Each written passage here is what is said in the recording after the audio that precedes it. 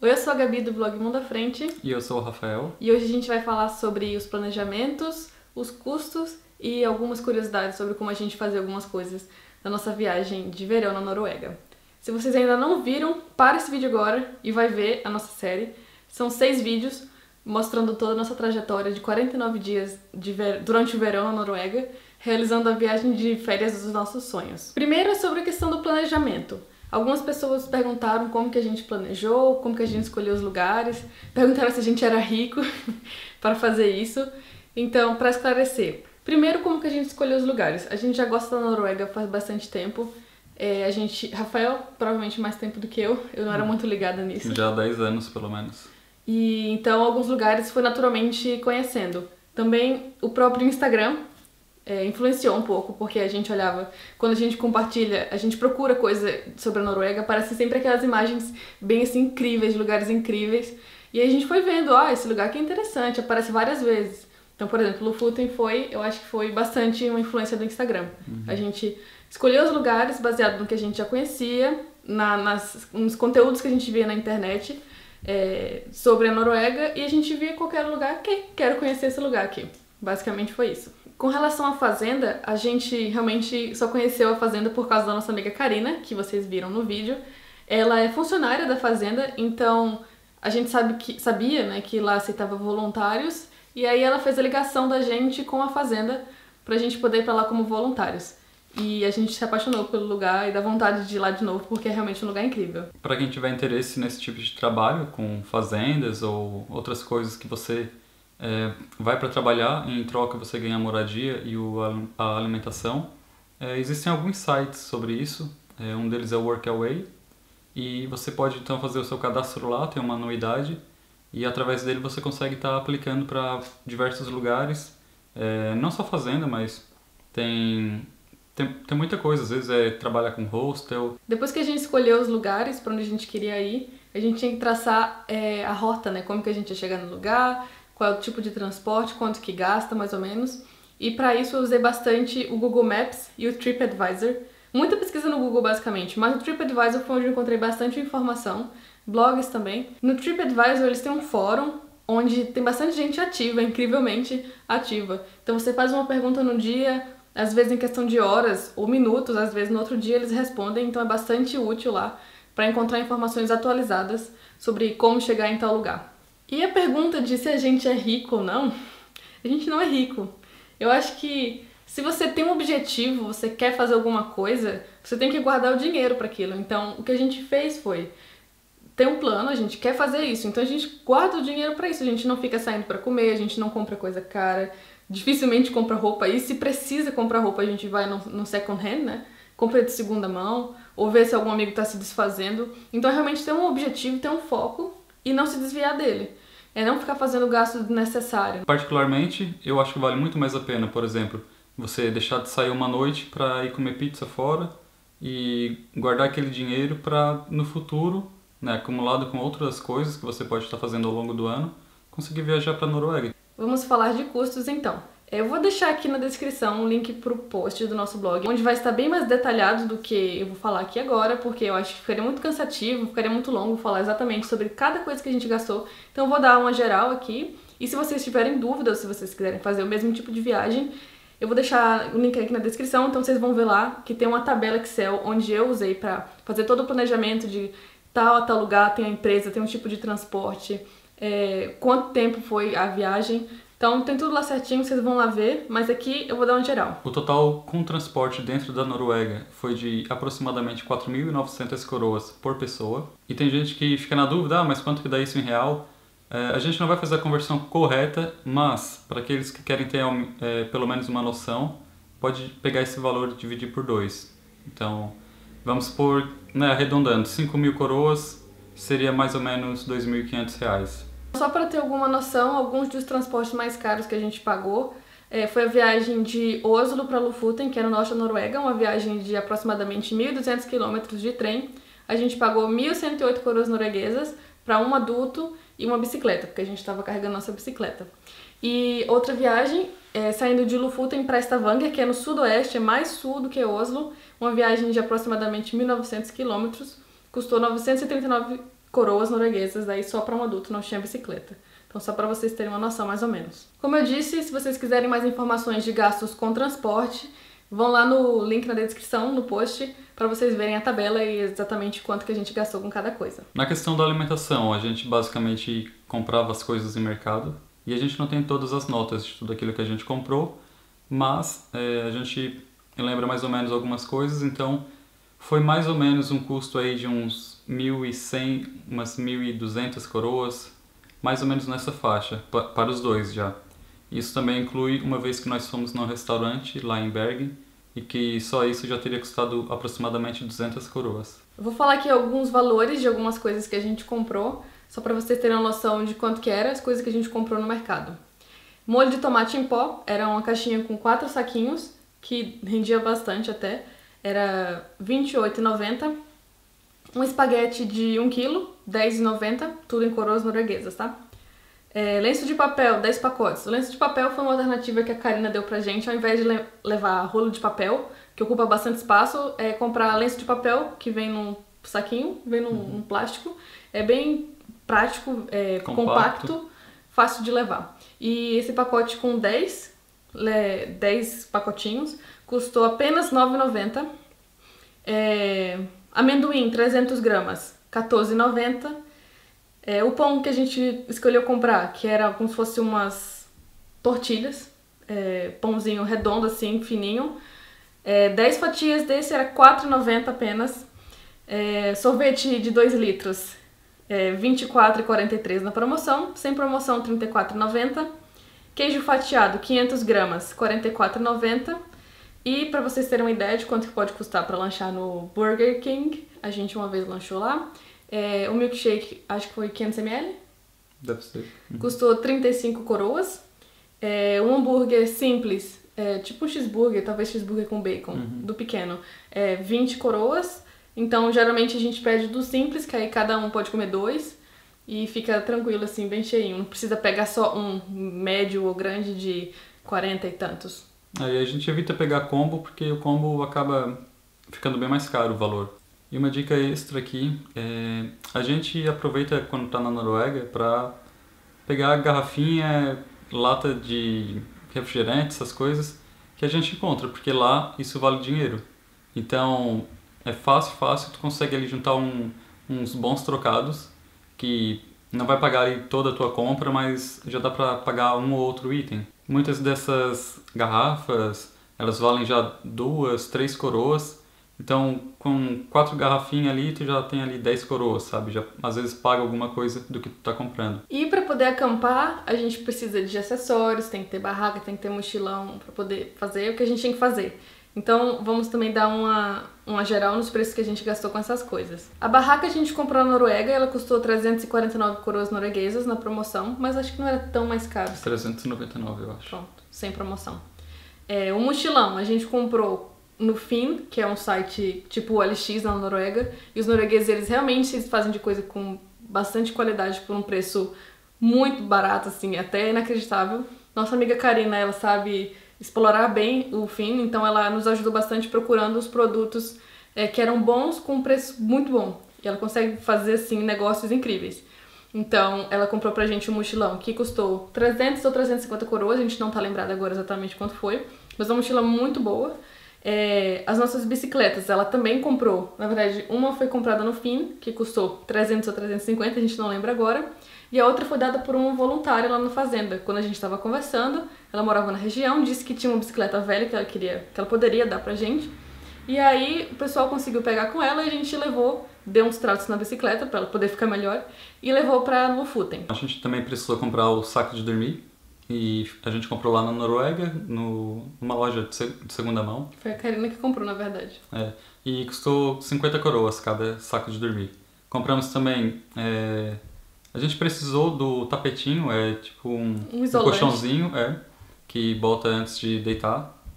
E isso custou 49 coroas. E também para a parte de alimentação nós precisamos comprar panelas. No caso são panelas para camping, que vinha com tampa que também eram como se fossem frigideiras. Isso custou 299 coroas. E também teve o gás, 40 coroas, um botijão pequenininho. E também o fogãozinho, a gente levou 2. Um que era a lenha, portátil, e o outro que era para utilizar o gás. Ambos ficaram ali $4,50 ou $6,50. A gente comprou várias coisas na internet, dessas coisas pequenininhas, tipo o fogãozinho, a boquinha que coloca no gás, algumas talheres, alguns acessórios, porque a gente tinha tempo, a gente começou a se planejar lá por março, abril, então a gente pôde comprar e esperar chegar da China. Então, AliExpress, eBay, a gente comprou essas coisas e foi tranquilo de chegar. Tudo que a gente está falando aqui, esses gastos vão estar no post, na descrição. Então, se vocês tiverem dúvidas, quiserem mais detalhes, tudo que a gente puder lembrar, o que a gente puder colocar, vai estar lá no post. E se vocês quiserem dicas de como viajar economizando na Noruega, a gente já fez um vídeo pro canal Hey Norway, da Stephanie. Eu vou colocar aqui em cima para vocês verem, vão lá ver. A gente deixou lá 10 dicas, se não me engano, de como economizar viajando na Noruega. E agora a parte de responder as dúvidas das pessoas sobre como que a gente conseguiu fazer certas coisas do dia a dia enquanto a gente estava viajando. Várias dessas perguntas foram deixadas pra gente lá no Instagram, então se vocês ainda não seguem a gente lá, segue que eu interajo bastante com vocês, faço perguntas, fico mostrando um pouco do meu dia a dia. Então segue lá, que aí vai que vocês apareçam também a dúvida de vocês aqui, sempre em primeira mão lá. Primeira pergunta foi: tivemos que fazer algum preparo físico para o período de bike e os hikes? Não, a gente não pratica nenhum exercício físico pra valer, assim. O Rafael acho que até faz mais coisa do que eu. A gente já praticou exercício físico no passado, mas não no momento a gente não teve nenhum preparo físico. Eu acho que a gente tem mais capacidade de fazer coisas do que a gente imagina. E não foi tão difícil assim, pedalar 30, 40 km por dia, fazendo paradas, descansando, parando pra comer e apreciando a paisagem que é maravilhosa, passa muito rápido.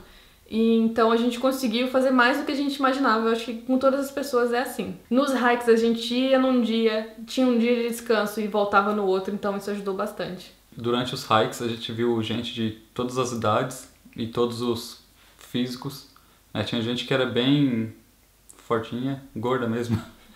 E idosos, crianças. Gente com cachorro. E todo mundo fazendo o hike assim, no seu ritmo, conseguiam fazer, sabe? O que é importante era conseguir fazer. Outra pergunta foi: como é acampar na Noruega? Onde pode e onde não pode? E se é seguro? Mas é muito tranquilo mesmo acampar na Noruega. Eu acho que as pessoas que nunca foram pra Noruega realmente não têm uma noção de como é tranquilo. Imagino que é tipo acampar, sei lá, numa praça do Brasil, que você tá com medo de aparecer alguém que vai te roubar alguma coisa. Não é assim, é muito tranquilo, é seguro. Geralmente a gente acampa num lugar onde não é realmente isolado de tudo, então de vez em quando pode passar gente, a gente não vai estar longe da civilização se acontecer alguma coisa. Então é muito tranquilo na questão de segurança, se você está preocupado com segurança, é muito tranquilo. A Noruega é um país muito tranquilo ainda, né? Espero que continue assim por muito tempo. E onde que pode e onde não pode. A Noruega tem essa regra do homem livre, se eu não me engano, onde você pode acampar basicamente em qualquer lugar que você queira, mesmo que seja num lugar que seja privado, desde que a pessoa não tenha colocado uma placa bem explícita dizendo que não pode, ou uma cerca, você pode ir acampar, e que não seja muito perto da casa das pessoas, e também não acampar perto das trilhas, porque é chato, né, para as pessoas que estão passando e para você. Outra pergunta: quando estavam acampando, como conseguir água?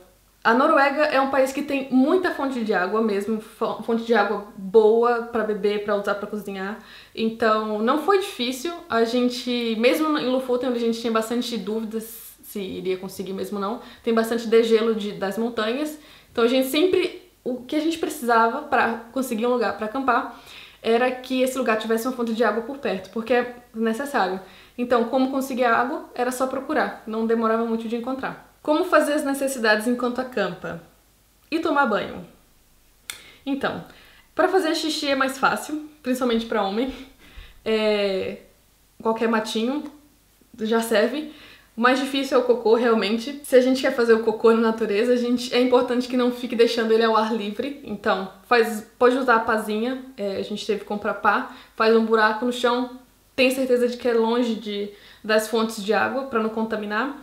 Faz o buraco no chão, faz o cocô, se a cocora faz, e tapa com terra. Se não tiver como fazer um buraco, se for um terreno muito duro, consegue musgo. Tem bastante musgo em vários lugares, então você corta tipo um pedaço assim, que parece um tapete, ele sai feito um tapete assim. Então você faz o cocô e bota o musgo em cima. O importante é não fazer em água parada, tipo um lago, né? Não deixar boiando por aí. tapar para que não fique ressecando. É muito nojento isso. Inclusive lá em Trutunga a gente chegou a ver, é muito feio, muito nojento. A ideia é não deixar rastro, né? É, não deixar rastro, exatamente. E aí com o tempo ele sozinho vai se desfazer, que é da natureza, querendo ou não. Não é tipo um plástico.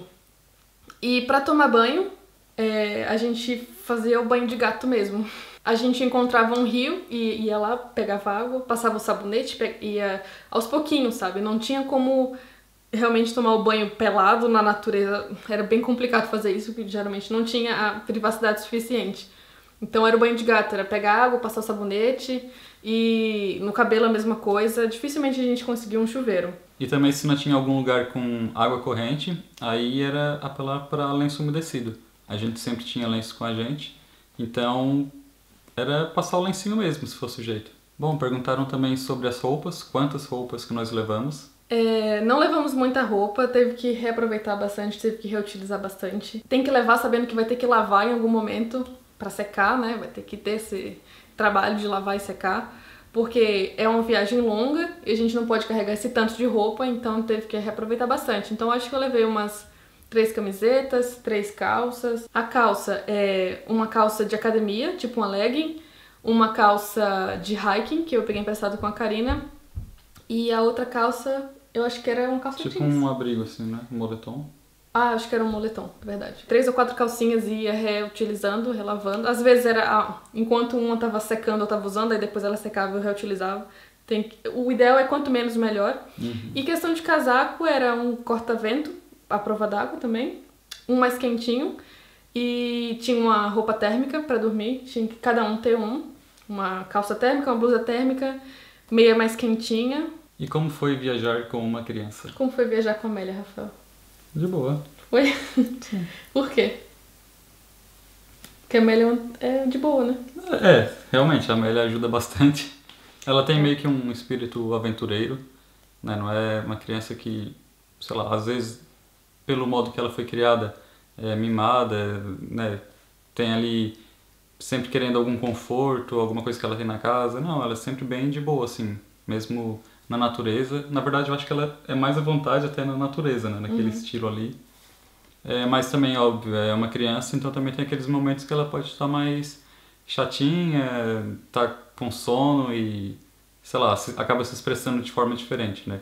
Mas foi muito tranquilo de forma geral. Eu vou deixar um link também do post que eu fiz no blog falando como é que foi viajar com a Amélia na Noruega. E tem lá bastante foto, bastante informação. Falei também da Karina, que é a mãe da Amélia, que criou um ser humano formidável. E, enfim, espero que vocês vão lá ler e apreciem esse texto que eu fiz. Com relação às comidas, quais foram as que a gente levou e como armazenar, a gente só levou coisas muito básicas. Pão, aquele pãozinho tipo uma tortilha, com queijo, manteiga, espaguete, o molho em pó do espaguete. De vez em quando a gente comprava salsicha. Questão do armazenamento, a gente tinha...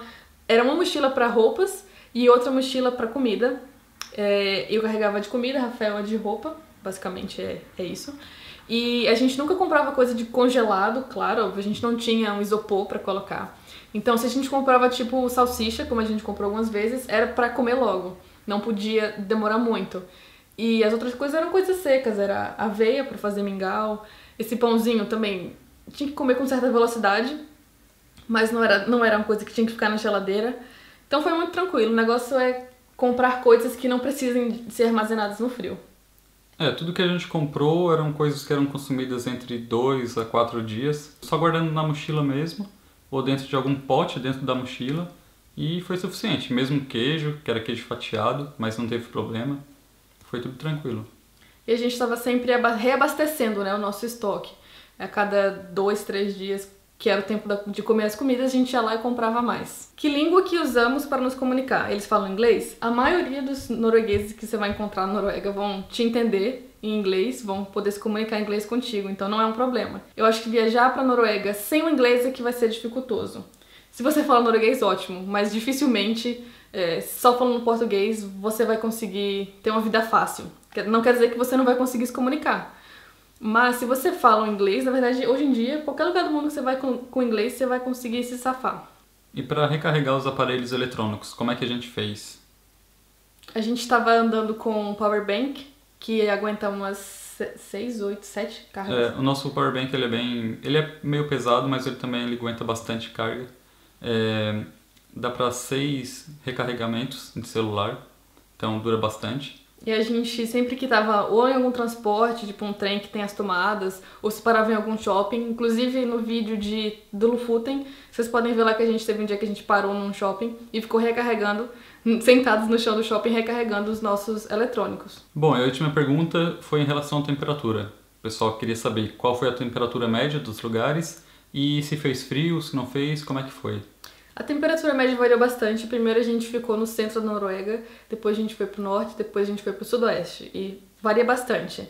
No centro, a gente pegou aí algumas noites frias. Foi tipo uns 9 graus, 7. Teve nem noites, às vezes dias frios mesmo, chuvosos, né? E em junho, entre junho e julho.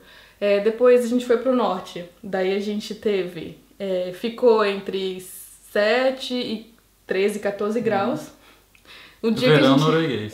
Do norte, né? Do norte, claro. O dia que eu fui pra praia, vocês viram lá em Lofoten, que eu mergulhei, tava 13 graus. Com o sol, tava uns 15 graus de sensação, creio eu. Mas pra quem já tava encarando... Tava parecendo muito mais. Tava parecendo mais. Bem tranquilo. Mas pra quem tava encarando o frio que tava antes, aquele solzinho com aquela temperatura tava parecendo 25 graus. E no sudoeste foi que fez mais calor mesmo. A gente pegava aí seus 15 graus, entre 15 e 16 de noite, porque aí já tava começando a ficar escuro mesmo. No norte não tava ficando escuro, vocês viram que a gente pegou o sol da meia-noite. Quando a gente foi pro sudoeste, aí começou a ficar escuro de noite, ia ficar realmente mais friozinho. Então, sei lá, 15, 16 graus de noite. E de dia chegava a seus 27, 28, 30 graus. No Trotunga a gente pegou bastante calor, tomou banho no riozinho nos 2 dias, então... Por isso que a gente teve que ter roupas de calor, né, tipo um top pra de repente tomar banho, como eu fiz. E teve que ter roupa de frio, porque nunca se sabe. Frio não no sentido aqueles casaco pesado, como se fosse algo pra neve, mas pra temperaturas ali, tipo na faixa dos 10 graus, 5 graus, que já é um friozinho que se não tiver preparado incomoda.